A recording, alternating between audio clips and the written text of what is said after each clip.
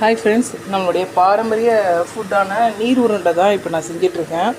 இது எப்படி உங்களுக்கு செய்யறதுன்னு சொல்கிறேன். இதெல்லாம் ஒரு ஆழக்கு அரிசி நான் இப்போ நான் காலையில் டிஃபனுக்கு நீர் உருண்டை தான் செய்கிறேன். ஸோ இந்த ஒரு ஆழக்கு அரிசி நான் காலைல ஒரு 4 மணிக்கெலாம் ஊற வச்சுட்டேன். நீங்கள் நைட்டே படுக்கும்போது கூட ஊற வச்சுக்கலாம். ஒரு 3 ஹவர்ஸ் ஊறிச்சினாலே போதும். நம்ம ஊற வச்ச அரிசியை குறைன்னு அரைச்சிக்கணும். ஒரு மாதிரி பார்த்திங்கன்னா குறைப்பாக இருக்கணும். கொஞ்சம் மழைன்னு மையக்கூடாது. ஆனால் சில பேர் மழைன்னு அரைச்சி செய்வாங்க.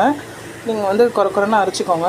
இப்போ வானலில் எண்ணெய் ஊற்றி கடுகு தாளிச்சதுக்கப்புறம் காஞ்ச மிளகா, நான் காரம் கம்மியாக தான் சேர்ப்பேன். அதனால ஒரே ஒரு காஞ்ச மிளகா போட்டுக்கிட்டேன்.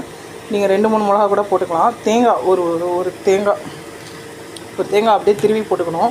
அரைச்ச மாவு ஊற்றி இந்த மாதிரி கிண்டணும். கொஞ்சம் ஒரு 10 நிமிஷம் கிண்டணும். இந்த மாவு வானலில் வேகணும். உங்களுக்கு இந்த மாதிரி எடுத்து பார்த்தோம்னா ஒட்டாமல் இருக்கணும்.